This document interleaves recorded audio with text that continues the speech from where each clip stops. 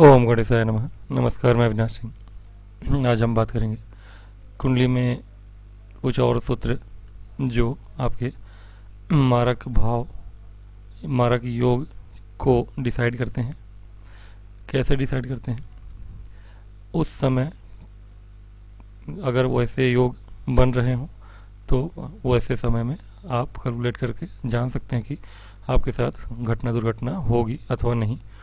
हाल फिलहाल में घटना दुर्घटना से तात्पर्य अंतिम तक है, समझ सकते हैं आप। हमारे शास्त्रों में मृत्यु की गणना को सही नहीं माना गया है, किंतु अगर है गणना तो इसको बताना मैं अपना कर्तव्य समझता हूँ।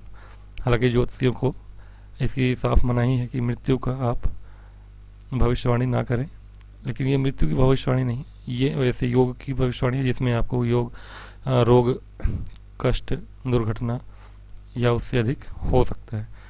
तो आज मैं जो बता रहा हूँ तारा के विषय में। तारा मिलान आपने सुना होगा, कुंडली मिलाते समय तारा मिलान किया जाता है। 9 प्रकार की ताराएं होती हैं आपकी। कौन कौन सी? जन्म, संपत, विपत, ये एक तरफ से है, 1 2 3। विपत, क्षेम, प्रत्यरि, साधक, वध, मैत्री, मैत्र, अति मैत्र। ये आपके 9 तारे हुए। 1 2 3 4 5 6 7 8 9। इसमें से काम के लिए, मारक योग के लिए सिर्फ 3 ही। पहला, तीसरे नंबर पे आने वाला विपत, 5वें नंबर पे आने वाला संपत, प्रत्यरि, और 7वें नंबर पे आने वाला वध।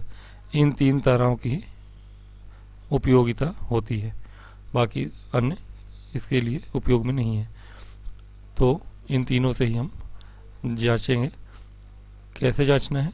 बहुत सिंपल है, बहुत सरल है। आप पहले अपना आयु खंड देखें। आयु खंड देखें कि आपकी आयु किस खंड में चल रही है।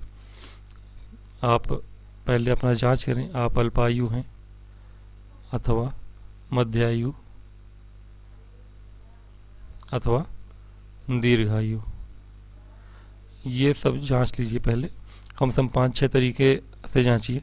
काफ़ी सारे सूत्र मैंने बताए हैं पूर्व के वीडियोस में, उन्हें देखिए और कम से कम 4-5 तरीकों से जांचिए।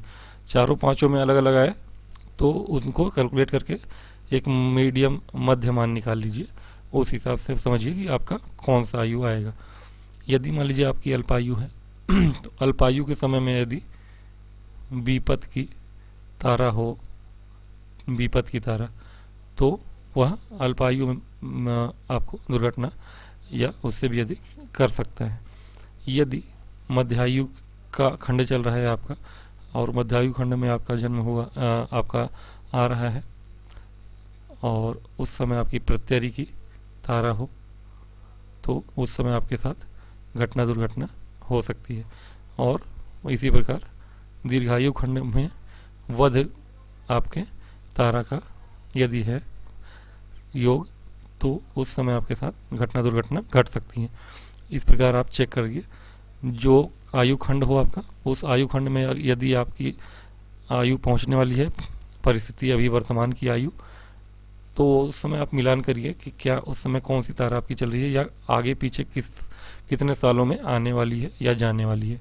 उसके पश्चात आप इसे आप जांच सकते हैं कि कौन सी तारा चल रही है और उस समय आपके साथ क्या हो सकता है। ये एक सामान्य सा आप ऑनलाइन देख सकते हैं। तारा का गणना कौन सी तारा है, चेक करिए आप अपने जीवन के लिए। एक चीज़ और है, दृष्काण जो होता है आपका, तो जन्म जन्म दृष्काण जो होता है, जन्म दृष्काण से आप जो 22वां खर दृष्काण होता है आपका, खर दृष्काण,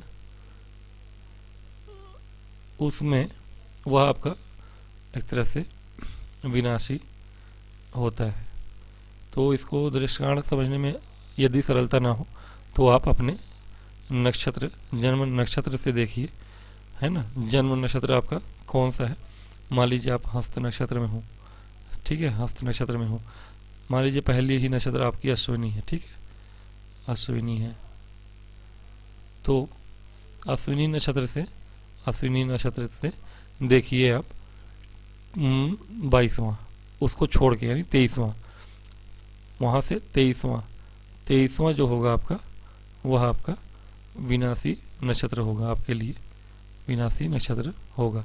ऐसे में विवाह शादी भी नहीं करना चाहिए। ऐसे में वह नक्षत्र आपका अपने जन्म से 23वां अगर पड़ता हो तो अपने जन्म नक्षत्र से गिनिए कि किस नक्षत्र में आपका जन्म नक्षत्र है, वहाँ से 22वां गिनिए तो 23 हो जाएंगे टोटल। तो वो 23वां जो होगा वह आपके लिए विनाशकारी होगा। उस नक्षत्र में आपके साथ घटना दुर्घटना हो सकती है। ये एक चीज़ हो गई। कभी कभी चंद्रमा से भी आप देख लिया करें कि चंद्रमा जिस राशि में बैठे हों, शुभ कर्तरी और पाप कर्तरी, जहाँ भी चंद्रमा बैठे हों वह चंद्र राशि है आपकी। मान लीजिए कि मेष राशि के हैं आप, चंद्रमा मेष राशि 1 नंबर में लिखा हुआ है, उससे द्वादश भाव में और उससे द्वितीय भाव में, यानी कि मान लीजिए कि यहाँ पे शनि महाराज पाप ग्रह होके यदि यहाँ बैठे हों और मान लीजिए राहु महाराज द्वादश में आपके बैठे हैं, यानी चंद्रमा आपके पाप कर्तरी में आ गया है ना, आगे पीछे दोनों तरफ पाप ग्रह बैठे हैं चंद्रमा से। तो कभी कभी आपकी इसे दशांतर दशा में, पाप कर्तरी की दशांतर दशा जो द्वितीय द्वादश में है चंद्रमा, इन ग्रहों की दशांतर दशा में भी आपके साथ घटना दुर्घटना होती है। किंतु इसमें भी क्या है कि यदि चंद्रमा मार्केश से या फिर ये ग्रह जो आपके पाप कर्तरी में पाप ग्रह हैं, ये यदि मार्केश से युत या दृष्ट हो जाएं तो यह और भी ज़्यादा विनाशकारी होता है। चंद्रमा मान लीजिए शुभ कर्तरी में हो, यानी कि मान लीजिए इनके द्वितीय में शुक्र हो, द्वादश में मान लीजिए यहाँ गुरु बैठे हैं, तो चंद्रमा यदि शुभ कर्तरी में भी हैं, इन पर भी मार्केश की या पाप ग्रहों की दृष्टि हो या युति हो और इनकी दशांतर दशा है, शुभ ग्रहों की भी दशांतर दशा हो, तो ये मृत्यु कारक नहीं होते, किंतु ये रोग कारक होते हैं, आपके रोग कारक होते हैं। ठीक है, ये आपके रोग कारक हो जाते हैं। शुभ ग्रह कभी भी मृत्यु कारक नहीं बनते, यह हमेशा ध्यान रखें। हाँ, विशेष रूप से कभी कभी यदि शुक्र हैं, जैसे कि 2 और 7 मेष लग्न की गिनती में शुक्र ही मार्केश हैं, और यदि शुक्र पीड़ित ही हैं, पाप ग्रहों के साथ ही बैठे हैं, पापी होके ही बैठे हैं, शत्रु क्षेत्री होके बैठे हैं और पाप ग्रहों से युत दृष्ट भी हैं, तो उनकी दशांतर दशा में ऐसा भी संभव हो जाता है, घोर अनिष्ट भी हो सकता है आपके साथ। लेकिन शुभ ग्रहों की दशांतर दशा में यदि वह त्रिकोणेश भी हों, फिर भी यदि पाप ग्रहों से युत दृष्ट हैं या मार्केश से युत दृष्ट हैं, तब भी वह रोगप्रद होते हैं, कम से कम रोग कारक हो जाते हैं, मृत्यु कारक नहीं होते। ये एक चीज़ ध्यान रखें। चंद्रमा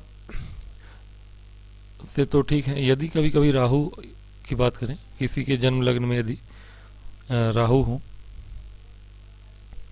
राहु यदि जन्म लग्न में हो अथवा सप्तम भाव में बैठे हो या अष्टम में अथवा द्वादश में, इन 4 जगहों पे अगर राहु बैठे हैं आपके, और या फिर सप्तम भाव के स्वामी जो हैं मार्केश के साथ सप्तमेश में हो, ये मतलब मार्केश जो हैं आपके सप्तम भाव के स्वामी यहाँ मान लीजिए शुक्र ही हैं, मान लीजिए शुक्र यहाँ बैठे हुए हैं, ठीक है, कुंडली में मार्केश आपके यहाँ बैठे हुए हैं, तो मार्केश से सप्तम में अगर राहु भी हैं बैठे हुए, या फिर इन 4 जगहों पे बैठे हैं, यानी सप्तम में, लग्न में, द्वादश और अष्टम में, या फिर मार्केश से सप्तम में, तो ये विशेष रूप से मारक हो जाते हैं। लेकिन यदि ये पाप प्रभावित हैं और अधिक मार्केश से युत दृष्ट हों या और पाप ग्रह से शनि आदि से युत दृष्ट हों, राहु अथवा केतु दोनों की बात करूँ मैं, तो ये विशेष मारक होते हैं, ये भी ध्यान रखें, आप अपनी कुंडली में चेक करें। इसके अतिरिक्त अगर अच्छा, एक चीज़ है कि जो मकर राशि है अथवा लग्न, एक्चुअली मकर लग्न हो किसी का, यहाँ पे 10 नंबर से शुरू हो आपकी कुंडली, अथवा वृश्चिक लग्न हो 8 नंबर से शुरू हो गिनती आपकी, तो मकर और वृश्चिक में राहु और केतु जो होते हैं आपके, ये विशेष मारक हो जाते हैं। ठीक है, विशेष मारक होते हैं, ये भी ध्यान रखें आप। इनमें अगर आपकी कुंडली में ये सही नहीं जगह पे प्लेस है, मार्केट से युक्त दृष्ट हो अथवा खुद मार्केट की जगह में बैठे हों, तो ये विशेष मारक होते हैं।